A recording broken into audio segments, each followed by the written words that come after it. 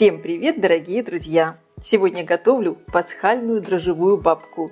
Это традиционная польская пасхальная выпечка. Воздушное, мягкое, слегка влажное тесто с ароматом ванили и лимонной цедры, сочный изюм и цукаты, а сверху сладкая глазурь. Эта бабка невероятно вкусная и ароматная. Очень рекомендую ее приготовить и попробовать. Такой рецепт идеально подойдет для праздничного пасхального стола. Для приготовления теста мне понадобится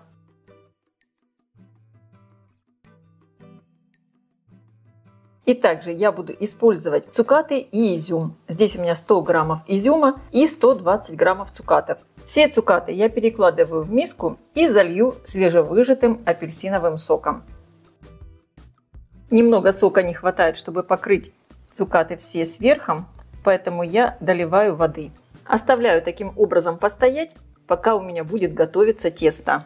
В теплом молоке разведу дрожжи. Добавляю столовую ложку сахара от общего количества и всыпаю дрожжи. Хорошо перемешиваю. Температура молока примерно 38 градусов. И вообще все ингредиенты для теста обязательно должны быть теплыми комнатной температуры. И яйца, и масло. Оставляю таким образом дрожжи постоять минут на 5-7. Сейчас в миску просеиваю муку. Я использую муку с высоким содержанием белка 12-14%, так как тесто получается довольно вязким и важно, чтобы оно хорошо держало форму, чтобы хорошо развилась клейковина. Тесто я буду замешивать в планетарном миксере, можно также использовать и обычный миксер. Сейчас в чашу блендера я добавляю яйца. Для рецепта я использую яйца среднего размера. Вес яйца со скорлупой примерно 55-57 граммов. Добавляю соль, всыпаю сахар, добавляю мед. Благодаря меду у теста будет более такой насыщенный аромат, и дрожжи с ним подходят всегда лучше. Добавляю чайную ложку экстракта ванили. Можно использовать и ванильный сахар. И натру на терке цедру одного лимона. Конечно, предварительно лимон надо очень хорошо помыть. Снимаем только верхнюю желтую часть. Устанавливаю насадку весло. И сейчас все просто перемешиваю. Мне не надо взбивать все в плотную пену. Перемешиваю примерно 2-3 минуты, чтобы получилась такая однородная масса. Дрожжи у меня вот так великолепно подошли. Значит, можно продолжать делать тесто дальше. Вливаю их в чашу миксера. Еще раз немного все перемешиваю. Насадку весло я убираю. И теперь в 2 приема добавляю муку и замешиваю тесто.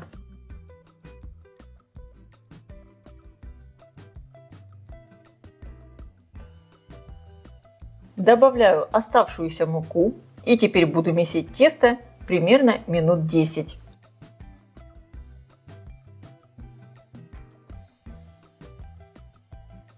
Обязательно проверяйте, чтобы вся мука хорошо вмешалась в тесто. Я это делаю лопаткой.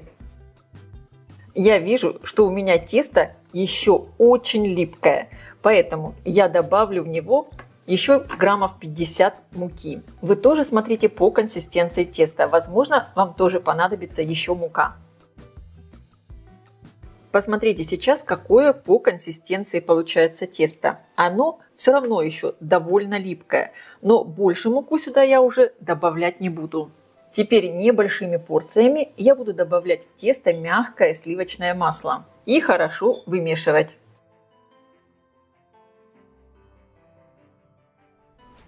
После того, как добавили все масло, вымешиваем тесто еще минут 10, чтобы оно хорошо вмешалось. Тесто у меня уже очень хорошо вымесилось. И сейчас в него самое время добавить цукаты. Я слила жидкость, слила апельсиновый сок, выложила цукаты на бумажное полотенце, хорошо их промакиваю сверху. Лишняя влага в тесте мне сейчас абсолютно не нужна. Просеиваю сверху на цукаты столовую ложку муки и перемешиваю. Отправляю их в тесто. Еще раз все перемешиваю, чтобы цукаты объединились с тестом. Буквально пару минут. Посмотрите в итоге, какое шикарное тесто получилось. Оно так хорошо вымешалось. А какое оно ароматное. Вы пробуете тесто, когда готовите? Я пробую. Друзья, пишите, из какой страны вы смотрите мои видео. Будет очень интересно почитать в комментариях. Во многих странах готовят самую разную пасхальную выпечку. И очень интересно, что готовите вы. Я взяла чистую миску, смазала ее растительным маслом и выкладываю сюда мое шикарное тесто. Руками, смазанными растительным маслом, вот таким образом подбираю. Закрываю миску пищевой пленкой и отправляю тесто в теплое место для брожения, примерно на час-полтора. Подготовлю форму. Она у меня диаметром 22 сантиметра. Хорошо ее смазываю кусочком сливочного масла. Можно также использовать форму диаметром 24 сантиметра. Сверху также присыпаю небольшим количеством муки. Остатки муки стряхиваю. И так как теста получилось довольно много, я взяла еще вот такие две небольшие формы. Также их промазала маслом и присыпаю мукой. И вы только посмотрите, как буквально за 1 час у меня подошло тесто. Я его ставила в духовку, включала лампочку и поставила также еще стакан с горячей водой. Получился такой теплый шкафчик в духовке, и тесто, как видите, великолепно подошло и очень быстро. Снимаю пленку. Руки слегка смазываю растительным маслом без запаха. И теперь тесто вот таким образом слегка обминаю. Какое же оно нежное!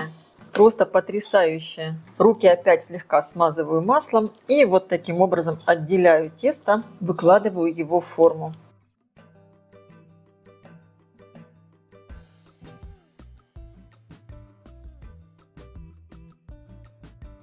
Выложенное тесто я вот таким образом немного разравниваю руками. И вот немного теста у меня еще осталось. Я его выкладываю в небольшие формочки. Если вы будете использовать форму диаметром 24 сантиметра, я думаю, у вас поместится все именно в одной форме.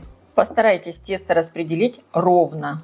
Как видите, оно у меня не доходит до края. То есть у меня форма заполнена чуть больше, чем наполовину. Закрываю все сверху пленкой и оставляю на расстойке примерно минут на 30. Тесто активно поднимается, и чтобы пленка не прилипла, я еще поставила вот сюда щипцы вовнутрь этой формы и приподняла пленку над тестом. Вы только посмотрите, как здорово поднялось тесто. Оно заполнило всю форму. И сейчас я все отправляю в хорошо разогретую до 180 градусов духовку примерно на 35-40 минут. Маленькие бабки буду печь примерно 20-25 минут, ну скорее всего 20. У меня включен верх и низ духовки без конвекции. И конечно, друзья, смотрите по своей духовке. У всех духовки разные и пекут по-разному. Возможно, вам понадобится чуть меньше или чуть больше времени. Если у меня верх моей бабки начнет слишком сильно подпекаться, я прикрою его фольгой. Маленькие бабки-куличики я уже достала из духовки. Конечно, я проверила их готовность, а большую бабку я сверху накрыла фольгой. Все очень хорошо пропеклось. Оставляю буквально на 5 минут в форме, а затем достану их. Вот такие шикарные маленькие бабки получились, маленькие куличики. Вы только посмотрите, какая шикарная бабка получилась, как высоко поднялась, хорошо пропеклась. Оставляю на 5 минут в форме и затем извлеку ее.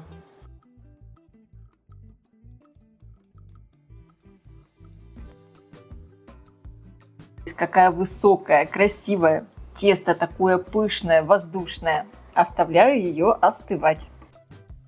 Ну и теперь все можно украсить. Либо присыпать сверху сахарной пудрой, либо сделать глазурь. Я буду делать глазурь.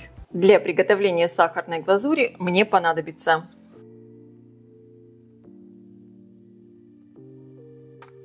и также сразу надо подготовить все украшения. У меня здесь уже порезанные цукаты, орехи, и также я буду использовать лепестки сушеных роз. В сахарную пудру добавляю постепенно молоко и хорошо перемешиваю. Также сразу добавлю пол чайной ложки экстракта ванили. Густоту сахарной глазури корректируйте молоком. Хотите получить более плотную глазурь, добавляйте меньше молока и наоборот. Хорошо перемешиваю, чтобы не было комочков. Вот такая глазурь получается. И сейчас ее буквально на 15 секунд я отправлю в микроволновку, чтобы она немного прогрелась. Тогда она будет такая блестящая, глянцевая и очень быстро будет застывать. Глазурь я прогрела в микроволновке, и вот такая она получилась. И теперь сразу декорирую этой глазурью бабку. Поливаю сверху глазурью, делаю такие небольшие подтеки. Они всегда смотрятся очень красиво. И сразу сверху раскладываю украшения. Делаем это, пока не застыла глазурь. У меня есть еще вот такие вот шоколадные яйца. Конечно, они прекрасно подходят к пасхальной выпечке.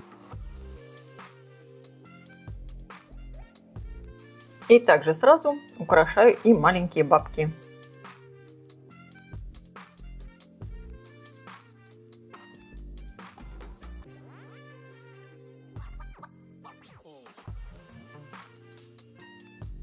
И теперь осталось подождать, когда застынет глазурь. Фактически вот на первой бабке у меня уже глазурь застыла полностью. Кстати, эту бабку очень удобно разрезать на порционные кусочки. Посмотрите только, какая красавица. Друзья, я желаю всем самой вкусной и красивой пасхальной выпечки. Обязательно пишите в комментариях, какая ваша любимая пасхальная выпечка. А я желаю всем приятного просмотра и приятного аппетита. Ставьте лайки, если видео вам понравилось. Пишите комментарии. Делитесь им с вашими друзьями в социальных сетях.